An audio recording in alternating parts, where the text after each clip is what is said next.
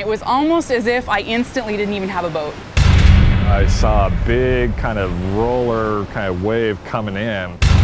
And there was an actual moment when the balance of the boat changed, and it might have been only an inch or two degree-wise. It just completely swamped and overwhelmed the back of the boat. And I said, guys, get in the bow, we're gonna go down.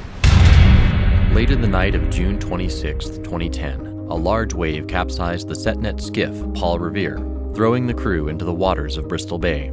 The crew survived in the water for 2 hours because of the inflatable personal flotation devices they wear as part of their standard work gear. Bristol Bay is home to the largest salmon fishing fleet in Alaska. Set nets are gill nets anchored to the shore and stretched out into the water, perpendicular to the beach, to catch salmon as they run along the coastlines towards their spawning grounds. Fishermen often use open skiffs, like the Paul Revere, to work the nets and harvest the salmon. There had been a slight pressure change in the weather, which we do pay attention to, and I commented something about, well, we might get a little pounding, but that's nothing unusual because the weather up there changes a lot. I took our ATV to go drive along the beach to the fishing site because we were going to go set the net. So we got in the boat, and then I was taking our new crewman with me. There's these rollers on the shore. And what happened is we came up and the current grabbed us and basically threw us onto the beach. I rushed out to go help push it off. Tyler hopped out of the boat to go help push it off. We probably worked for, I don't know, 20 minutes or something. It seemed like a long time. The boat had taken on a lot of water as well. But after a couple tries, we finally got the boat off the beach. I had Tyler get in the bow and haul the net up with him. Initially, it's like, oh, can I bail a little bit? No, we need to get the pump up and going. Our neighbors had a running line, the set net anchored line that's there, and they didn't have a light on it. You know, I learned later, we went and caught a running line, our neighbor's running line. The current was running this way, and we stopped, which means that more water is coming in over the stern. So at that point, everything happened really fast. So I'm getting the pump up and going, and everything is fine. But whenever I raised the motor even a little bit, it pushed the stern down with the weight, and I didn't want to do that. So I tried jogging it a couple of times, and then I'm thinking, you know, what could I do really fast? You know, kind of behind Shannon's shoulder, I saw a big kind of roller kind of wave coming in, and it just completely swamped and overwhelmed the back of the boat. It was almost as if I instantly didn't even have a boat. It was no longer a concern or anything. And I said, guys, get in the bow, we're gonna go down. You know, the boat starts going down and going down and going down, and we're scrabbling up to the boat to get to the top, and we just thought it was gonna go sink like that. And so when it went down part way, it flipped up back over us and pinned us in the water. I was inhaling water, I was screaming. I started flailing around underneath the boat, and I couldn't feel the guys. And I went and locked right onto Shannon's arm, and I went and tugged myself first, and then with the other arm I went and gave Shannon a tug, and we went and popped out of the boat. We all wear the Mustang self-inflating PFDs with the CO2 cartridge that fires when it gets wet. And we all had them on. Dawn and I had been in the back, and we had had so much water washing around by that point that our vests had fired. It was amazing because it instantly just molded to you, and it held in your core heat, which was something I had not thought about, and it supported your head. With all the gear that we have on for fishing, you know, the weight of me is probably 240 to 250 pounds. Tyler, our deckhand, is 6'8", and with all of his gear and that put together, he weighs about 300 pounds. And the PFDs were keeping us well above the water. You know, originally we were just going to stay with the boat, and we yelled, we did all the stuff to attract attention, but there was no one there. And there wasn't really any good way that we can get purchase and hold on to, you know, the aluminum sides of the boat and whatnot. And, you know, Shannon got swept off at one point, and I had to go reach out and snag her and, you know, get her back on board. So we decided to abandon the boat because we needed to get out of the water. So we had Tyler drop off the bow, and when he got to us, we all grabbed on.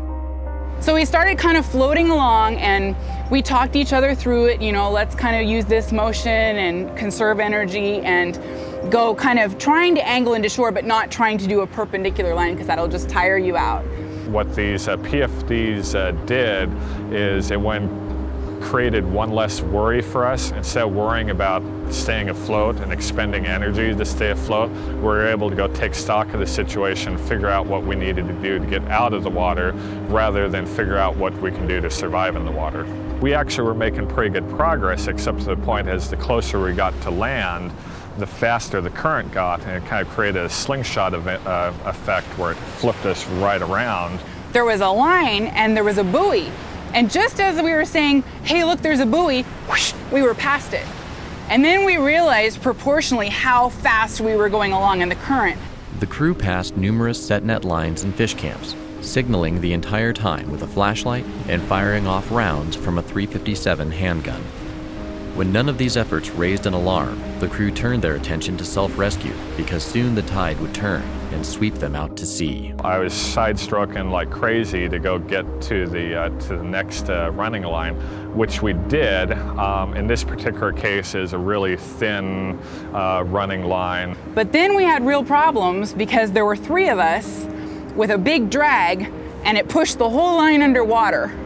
So I have the shortest arms compared to the guys, and I was just drinking water. Probably one of the hardest things to do at that night was to actually let go of that running line, because Shannon couldn't breathe and she let go, and Tyler and I weren't going to go and let Shannon wash off by ourselves. But the next net that we hit was about 12 to 1,400 feet line going straight into shore, and it was going straight into our camp. The line belonged to my cousin. We decided that we had a different strategy this time. We were going to go split apart. Since I was able to swim better, I was going to go race up the line into camp as fast as I could, while Tyler and Shannon made their way up by themselves. So I just held on to him like a little kid in a floaty pool, and Tyler walked in until my feet could touch. And then I just told him, go, go, go, go. And I literally crawled onto shore. I continued to go stagger up the bluff because I know that Shannon's cousin is a registered nurse. I knew that she would be able to go help us out. And I had pretty much just about enough strength at that point to get to their cabin door, knock on it, wake them up, and at that point is like collapse. The crew survived in the water for almost 2 hours because they were able to stay afloat with their PFDs. They went back to fishing within days. If we did not have the PFDs during this accident, I don't think that we would have been able to survive.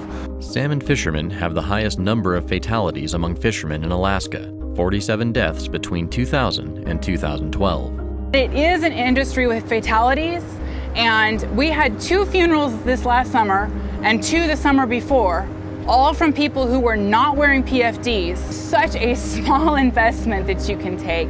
Put it on, it's not uncomfortable. And so the PFDs, they kept us afloat, of course, is their purpose. They also insulated the core, which is what you want to protect in a cold situation. So that helped a lot. And the third thing I think is just as important, it was a mental boost, because suddenly you felt like, I don't have to worry about that component. It's taken care of. I can concentrate on directing us towards shore or anything like that. None of our energy or mental focus was wasted on, oh, I gotta stay, we did have to move with the waves a little bit, but I think that mental boost of having something that was working like a charm, it really helps in a survival situation. For more information on choosing a PFD that's right for you, visit our website at cdc.gov.